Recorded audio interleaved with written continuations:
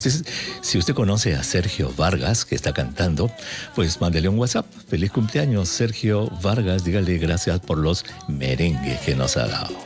Cumple 61 años, Sergio Vargas. La vida y del amor también. Y del amor también canta Sergio Vargas. Hay música más alegre que el merengue. El merengue realmente es como para levantarle el ánimo a cualquiera. Me dibujo un paisaje y me lo hace vivir. Estamos a 15 de marzo, estamos al lunes. Hay muchísimas preocupaciones en el mundo con respecto a la pandemia. La tercera ola es ya una realidad en Europa. Italia en este momento está cerrada, señora. 3/4 partes de Italia se han vuelto a cerrar. Alemania ya declaró que están en tercera ola. Ya la situación en Francia, Inglaterra, también está aumentando los casos, las hospitalizaciones, las muertes. En Estados Unidos había bajado ya el número de casos, se ha estabilizado y parece que va a aumentar. Lo cual nos indica que en la región, en nuestra región, en América Latina, en el Perú, es posible que tengamos una tercera ola pronto. Eso exige preparación a 2 niveles, ya usted sabe.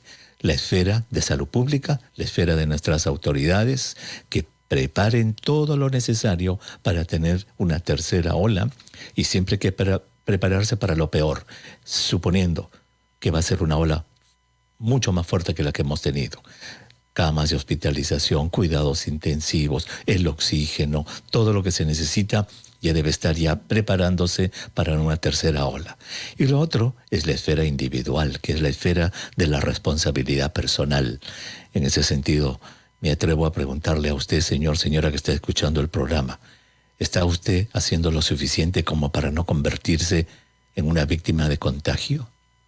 ¿Está usted usando su mascarilla bien usada, 2 mascarillas, una quirúrgica y una de tela encima bien ajustada? ¿Está usted cuidándose en las aglomeraciones, en el mercado, a donde va, en los carros, tratando de guardar su distancia? ¿Es usted de las personas que no organiza fiestas ni reuniones en su casa? ¿Es usted de las personas que cuando le invitan, vente a la casa, Pedrito, el fin de semana, usted dice, no, Carlos, estamos en pandemia, gracias por tu invitación, pero no voy a ir? Ay, Pedro, que tú eres un exagerado. Discúlpame, Carlos, estamos en pandemia y quiero cuidar a mi familia, yo no voy. ¿Es usted de esas personas? Porque si viene una tercera ola, el control de esa ola va a depender de las 2 esferas, de la política pública, del nivel de preparación de nuestras autoridades y de la responsabilidad personal de cada uno de nosotros. Pero en todo ese aspecto, si viene la tercera ola, se especula de que la razón por estas terceras olas en Europa, y lo ha dicho el ministro de Salud alemán, lo ha dicho el ministro de Salud en Italia, es las variantes nuevas, señora. Estas nuevas variantes de coronavirus son las que están causando estas terceras olas en el Perú. Perdón, en Europa. Y la pregunta es, ¿estamos preparados en el Perú para descubrir a estas variantes?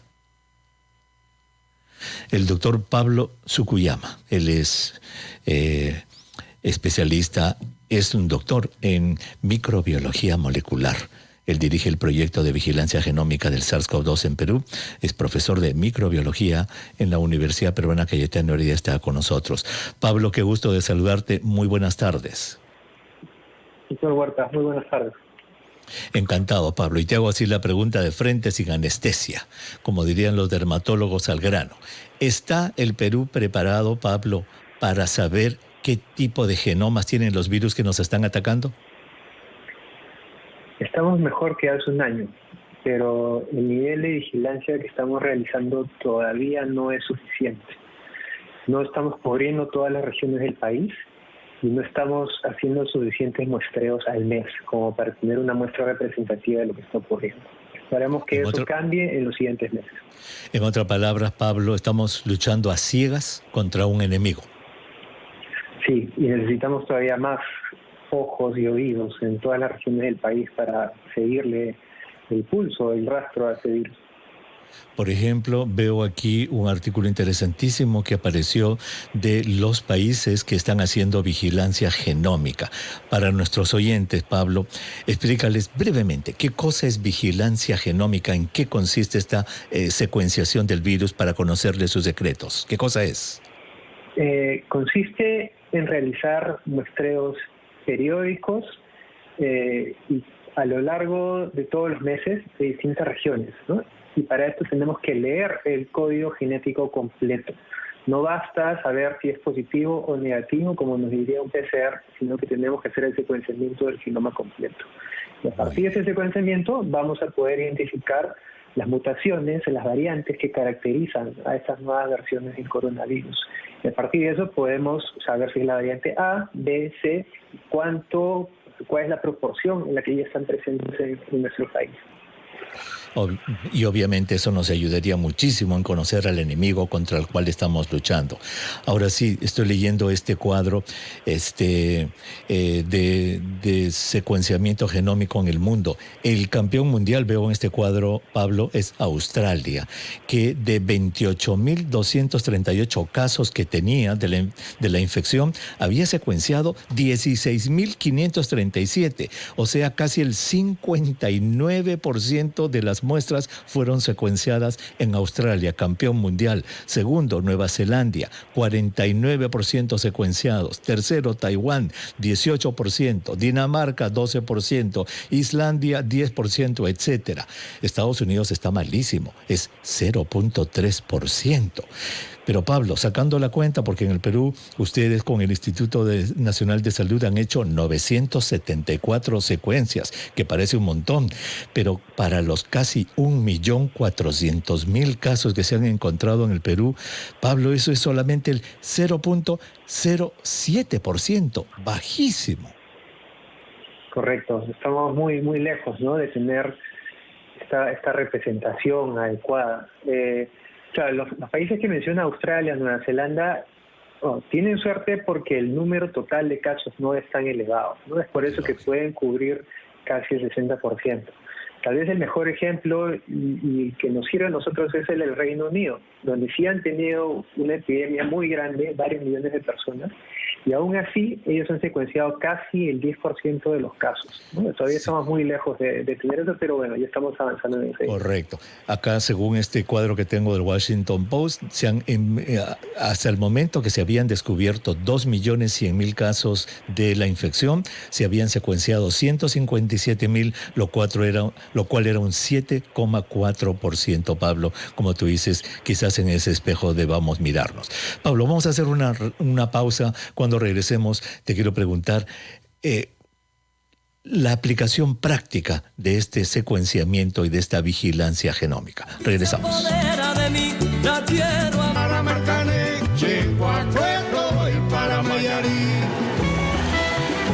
Y ya estamos de regreso en el programa. Muchísimas gracias por estar con nosotros en esta edición de su espacio vital para este día, lunes 15 de marzo del año 2021, el segundo año de la pandemia. Muchísimas gracias por estar con nosotros. Si usted recién se une a nuestro programa, estamos conversando con el doctor Pablo Sukuyama. Él es doctor en microbiología molecular, dirige el proyecto de vigilancia genómica del SARS-CoV-2 en el Perú, profesor de microbiología de la Universidad Peruana Cayetano Heredia. Y nos ha dicho que el Perú no está preparado del todo como para saber contra quién está luchando en esta pandemia en términos de conocer el virus. Usted ya sabe, señora, que el virus está cambiando, mutando todo el tiempo, por eso se producen las variantes, por eso que es importante que un país haga lo que se llama vigilancia genómica, es decir, haga un análisis genético del virus para que se conozca de esta manera el enemigo y sepa con quién estamos luchando. En el Perú, solamente el 0.07% de los casos son secuenciados, un número sumamente bajo. Y le quería preguntar a Pablo, tengo entendido que CONCITEC está ayudándolos a ustedes, han conseguido un presupuesto de ellos cuéntanos un poco de eso para hacer vigilancia genómica. ¿Qué capacidades les va a dar ese apoyo de CONCITEC? Sí, CONCITEC nos viene apoyando ya hace casi un año, ¿no? En junio 2020 nos financiaron un proyecto inicial, un fondo semilla, para establecer la tecnología, estandarizar los protocolos y generar los primeros sets de datos. Entonces, entre junio y diciembre hemos generado casi 500 genomas, que se unen a casi otros 500 genomas del INS, y por lo tanto ahora tenemos casi 1000 publicados en todo el Perú. El proyecto ya cerró, hemos postulado a la siguiente fase y esto nos va a permitir escalar el proyecto para todo 2021. Esperamos generar unos 1.500 genomas adicionales, pero también esperamos hacerlo en otras regiones del país, ¿no? Lo que buscamos aquí es descentralizar estas técnicas y que no solamente ocurran en Cayetano o en el INS, sino que ahora también estamos entrenando a equipos en la Universidad Católica, en la Universidad de San Marcos, pero también en la Universidad San Agustín de Arequipa, en la Universidad Toribio Rodríguez de Mendoza en Chachapoyas. Entonces, mientras más laboratorios satélites tengamos en el Perú, pues mayor capacidad vamos a tener de procesar muestras de distintas partes, ¿no? La idea aquí es que uno no debe centralizar esto en 1 o 2 laboratorios en la capital, sino que mientras más capacidad haya de hacerlo en regiones, va a ser mucho mejor, tal como se hizo en su momento con la descentralización de las pruebas moleculares. Efectivamente, yo creo que eso es muy importante. Ahora, Pablo, sabiendo que lamentablemente pues no vamos a poder tener todo el número de secuenciamientos que quisiéramos para llegar a por lo menos 1%, porque para llegar a 1% tendríamos que subir por lo menos 10, ¿cuántas veces? 20 veces más todo lo que hacemos ahora.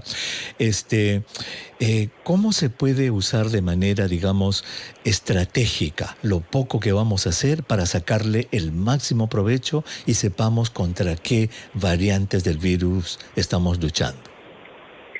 Sí, este análisis genómico tiene distintos usos, ¿no? El primero, el que venimos hablando, es la vigilancia genómica general. En ese sentido, nosotros vamos a una región, analizamos, digamos, unas 100 muestras, ¿no? Y de esa muestra aleatoria podemos saber, ya la variante brasilera está presente en este porcentaje, ¿no? La variante inglesa está presente en este porcentaje, y así vamos analizando las frecuencias, pero muy importante, hay que analizar los cambios en el tiempo. Entonces hay que hacer muestreo en marzo, en abril, en mayo, todos los meses, y podemos ir viendo cómo va cambiando la frecuencia de estas variantes, que sabemos que son más transmisibles. Entonces, como son más transmisibles, lo que hemos visto en otros países es que rápidamente aumentan en frecuencia, ¿no? El caso ejemplar de esto es Dinamarca, que secuencian casi 3.000 genomas por semana, y ellos han visto que desde los primeros reportes de diciembre, las primeras introducciones de esta variante inglesa, empezó de 0%, 1%, 3%, y hoy están en el 85%. Entonces se ha visto una evolución y que empiezan a volverse la forma dominante, y desafortunadamente esto trae mayores riesgos para la gente porque pues es una versión más transmisible y potencialmente más letal. Esa es una aplicación y tenemos que mantenerla en todas las regiones, pero también nos sirve mucho como puntos de control en las fronteras, ¿no? Las pruebas que se hagan en los aeropuertos nos van a permitir identificar si los viajeros vienen infectados con las variantes de interés, y por lo tanto ahí tienen que entrar ya los equipos de rastreo de contactos para crear cercos epidemiológicos y evitar que estas nuevas variantes salgan hacia la comunidad y empiece la transmisión activa. Otro uso que podemos darle es en lugares cerrados para estudiar brotes específicos, digamos en un campo minero, ¿no? Donde entra una variante y rápidamente puede generar brotes. Entonces, a través del secuenciamiento de los genomas podemos saber de dónde vino, cuántas introducciones hubo, y esto va a ayudar a los equipos de epidemiólogos para controlar los brotes. Entonces, se puede hacer a distintos niveles, a nivel de toda la población o a niveles muy específicos para ver qué está pasando y cuáles son las variantes que aparecen. Qué interesante. Pablo, ahora, esta es de repente una pregunta tonta, pero por ejemplo, si tuviéramos un montón de dinero, ¿hasta cuánto podríamos aumentar el secuenciamiento por semana? Nos has dicho que, por ejemplo, Dinamarca hace 3.000 por semana. Nosotros, digamos, si tuviéramos un montón de dinero, ¿pudiéramos llegar a algo igual, o hay un límite por falta de equipos, por falta de personal y por más dinero que exista, no se podría? La ventaja que tenemos aquí es que ya hay varios laboratorios en el Perú, sobre todo laboratorios académicos, que tienen los equipos necesarios para hacerlo. Y además tienen el personal, los estudiantes entrenados para hacerlo. Entonces, nuestro cálculo es que haciendo uso de estos laboratorios en Lima, Arequipa, Chachapoyas y lo del INS, podríamos estar en capacidad de procesar unos 500 a 1000 genomas por mes, ¿no? Por supuesto, podemos adquirir más equipos, pero con la capacidad que tenemos instalada, ese es aproximadamente el número máximo que podemos hacer. 500 a ¿Y 1000. de personal, habría que entrenar al personal o existe el personal? El personal, por suerte, ya está entrenado, o parte del personal, ¿no? Uno de los objetivos de la primera fase del proyecto era justamente traer a los equipos de Arequipa, de Chachapoyas y de Lima, entrenarlos en la universidad y transferir los protocolos. Entonces, los equipos ya están listos, ¿no? Lo que falta es llevar los reactivos, que eso sí es lo más caro. Entonces, estamos a la espera de esas compras para poder llevarlo a Arequipa y a Chachapoyas. Bueno, ya tenemos con este segundo apoyo de CONCITEC que ustedes han recibido después de demostrar que son capaces de hacerlo, ojalá que aumente. Y pues lo único que queda es lo que has descrito, ¿no? Que, entre comillas, en nuestra pobreza, con lo poco que tenemos, podamos sacarle el máximo provecho, Pablo, para que podamos saber contra qué variantes estamos luchando. Hacer eso, lo que ustedes dicen, de manera itinerante, sacar muestras de aquí por allá, repetirla cada cierto tiempo, para por lo menos tratar de, con lo poco que tenemos, sacarle el máximo provecho a esta tecnología. Si bien es poco, no debemos desanimarnos, ¿no? Porque esta información ya aporta mucha información útil. Entonces, la idea aquí es que, como es tan poco, no podemos darnos el lujo de andar descoordinados, ¿no? Entonces, por eso, entre los centros que ya están trabajando, principalmente Cayetano y el INS, tenemos que ponernos de acuerdo en una estrategia conjunta, complementaria y sobre todo compartir los datos, ¿no? Esto es algo que es muy importante, que apenas los datos se generen, no nos guardemos, sino que se publiquen para que investigadores de todo el mundo puedan hacer uso de esta información, ¿no? Entonces, si nosotros llegamos a detectar una variante peruana que es más peligrosa, lo que nos corresponde es compartirlo rápidamente con todo el mundo para que en otros países estén preparados, ¿no? Y ese es uno de los objetivos del proyecto que tenemos ahora, ¿no? Muy bien. ¿Y están ya en conversaciones? ¿Ustedes se comunican ustedes bien con el INS? Tenemos un canal de comunicación que podría ser mejor, pero bueno, estamos desarrollando esa colaboración, ¿no?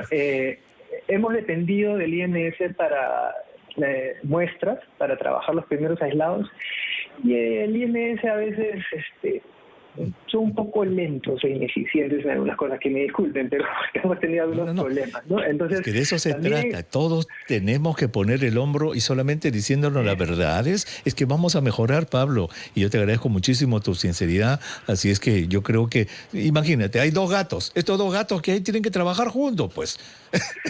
Solamente somos dos gatos. Sí. Coordinar, ¿no? Ser abiertos con los datos y compartir información y protocolos, ¿no? Que no nos podemos dar el lujo de andar cada uno por su lado. Lógico, somos solamente dos gatos y los dos gatos tienen que trabajar juntos para cazar los ratones. Pablo, muchísimas gracias por haber estado con nosotros. Muchas gracias, doctor. Que esté muy bien. Hasta luego. Muy agradecido. Pablo Sukuyama, doctor en microbiología molecular, estuvo con nosotros. Y mire, es que es así, pues. Dos gatos hay. Y los dos gatos como que se miran recelosos, cuando los dos gatos deberían estar cazando ratones juntos.